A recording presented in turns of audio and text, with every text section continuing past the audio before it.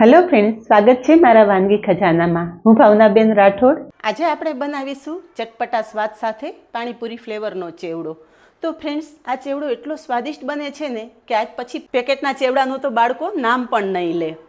તો વિડીયો બિલકુલ સ્કીપ કર્યા વગર જોજો. વિડીયો પસંદ આવે તો વિડીયોને લાઇક, શેર અને સબસ્ક્રાઈબ કરી પાસે રહેલું બેલ પ્રેસ કરો, જેથી આવનારા નવા વિડીયો સૌથી પહેલાં આપને મળે. તો ચાલો બનાવીએ ચટપટા સ્વાદ સાથે પાણીપુરી ફ્લેવર ચેવડો. તો પાણીપુરી ફ્લેવરનો ચેવડો બનાવવા માટે અહીંયા મેં 250 ગ્રામ મમરા લીધા છે. મમરા ક્રિસ્પી હોય છે, પણ મમરાને થોડા આપણે શેકી લેશું, જેથી તમારો ચેવડો લાંબા સમય સુધી ખરાબ ના થાય. મમરા શેકવા માટે ગેસ પર કડાઈ મૂકેલી છે. તો કડાઈમાં મમરા ઉમેરી ગેસની મીડિયમ ફ્લેમ ઉપર મમરા શેકી લેશું. તો અહીંયા માત્ર 1 થી 2 મિનિટમાં જ મમરા સરસ શેકાઈ ગયા છે અને ક્રિસ્પી થઈ ગયા છે. તો શેકેલા મમરા છે એક મોટા વાસણમાં કાઢી લેશું.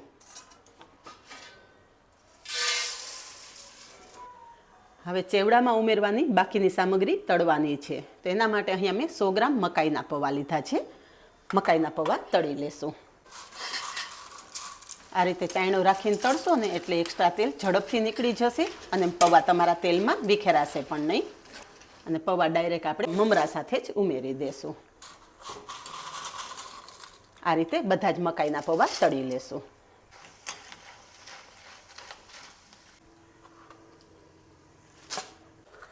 મકાઈના પૌવા તળાઈ ગયા છે. સાથે મેં 100 ગ્રામ ચોખાના પૌવા પણ લીધા છે. એ પણ આ જ રીતે ચાયણામાં ઉમેરી અને તળી લેશું.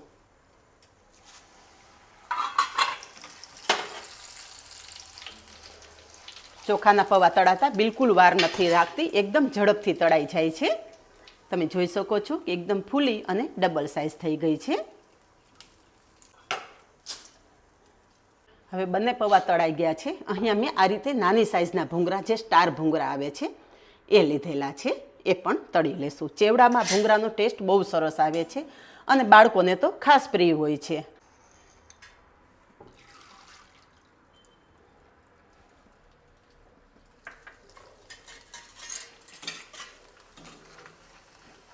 તળાતા તમે જોઈ શકો છો કે એકદમ મસ્ત સ્ટાર તૈયાર થયેલા છે.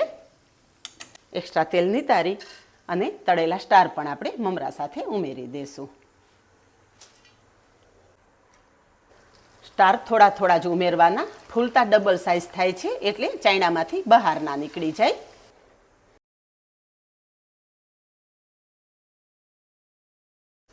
સ્ટાર પણ મેં 100 ગ્રામ જ લીધેલા છે. બધું જ પ્રમાણ અત્યારે આપણે 100 ગ્રામ ઉમેરશું. હવે અહીંયા મેં 100 ગ્રામ જેટલા નાની સાઇઝના ભૂંગળા લીધા છે, જે વ્હાઇટ કલરમાં છે. એ પણ ઉમેરશું. તમે એક જ ભૂંગળા ઉમેરીને પણ આ ચેવડો બનાવી શકો છો, પણ આજે આપણે બાળકોને પ્રિય એવો ચેવડો બનાવવાનો છે એટલે બધા ભૂંગળાનું પ્રમાણ આપણે થોડું વધારે રાખેલું છે.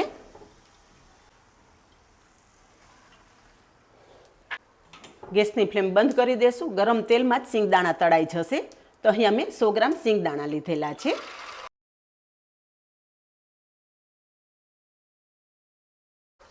તો તમે જોઈ શકો છો કે એકદમ ગરમ તેલ હોવાથી સિંગદાણા ઝડપથી તળાવા માંડ્યા છે અને ફૂટવા પણ માંડ્યા છે. સિંગદાણા પણ તળાઈ ગયા છે. તળેલા સિંગદાણા પણ આપણે મમરા સાથે ઉમેરી દઈશું. હવે આજે આપણે પાણીપુરી ફ્લેવરનો ચેવડો બનાવવાનો છે. તો એના માટે અહીંયા મેં 100 ગ્રામ જેટલા ફુદીનાના પાન લીધા છે. ફુદીનાના પાન આપણે ચાયણામાં ઉમેરી દઈશું.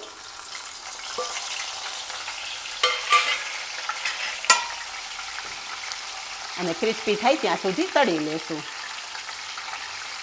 અહીંયા ફુદીનાના પાન એકદમ સરસ ક્રિસ્પી થઈ ગયા છે. બિલકુલ મોઇસ્ચર ના રહેવું જોઈએ એ રીતે ફુદીનાના પાન તળવાના છે. જો થોડું પણ મોઇસ્ચર રહેશે ને તો તમારો ચેવડો તરત જ હવાઈ જશે, મીન્સ કે પોચો પડી જશે.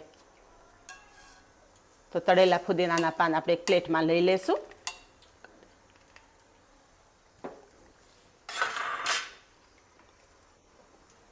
એ જ ચાયણામાં આપણે કોથમરીને પણ તળી લેશું. કોથમરી મેં અત્યારે દાંડલી સહિત જ લીધેલી છે,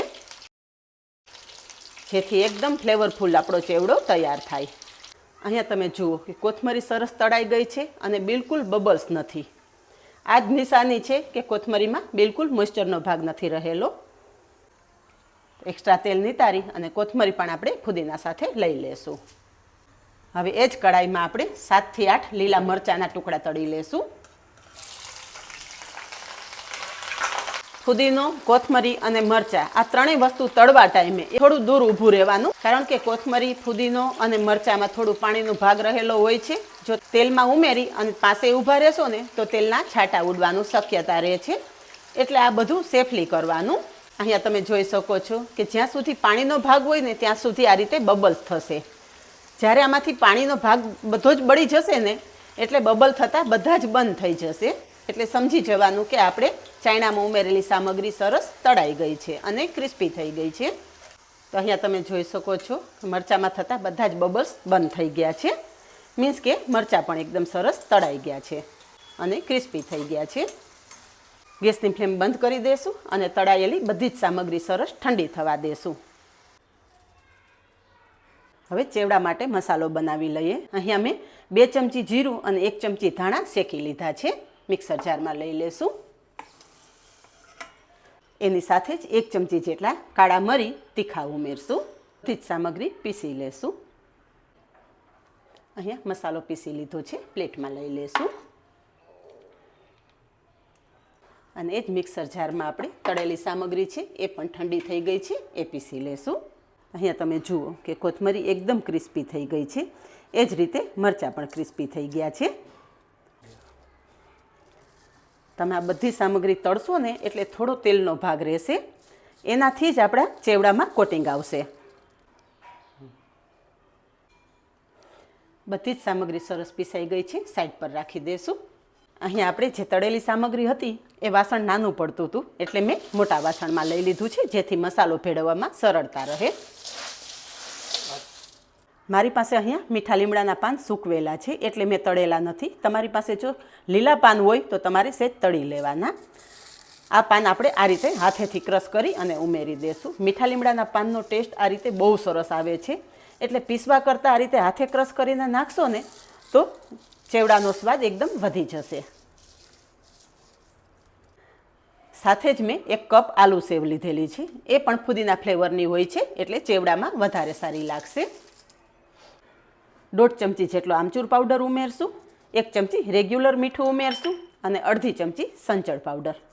હવે જે આપણે મસાલો તૈયાર કરી રાખેલો છે એમાંથી આપણે અડધો મસાલો અત્યારે ઉમેરશું. જરૂર પડશે તો બાકીનો મસાલો ઉમેરી દેશું. અને જે આપણે ધાણા ફુદીનાની પેસ્ટ કરીને રાખેલી છે ને એ પણ ચેવડા સાથે ઉમેરી દેશું. હવે બધો જ મસાલો હાથેથી ચોળી અને ચેવડા સાથે મિક્સ કરી દેશું. આ રીતે કરશો ને એટલે એક કણમાં ફુદીના અને કોથમરીની ફ્લેવર આવી જશે.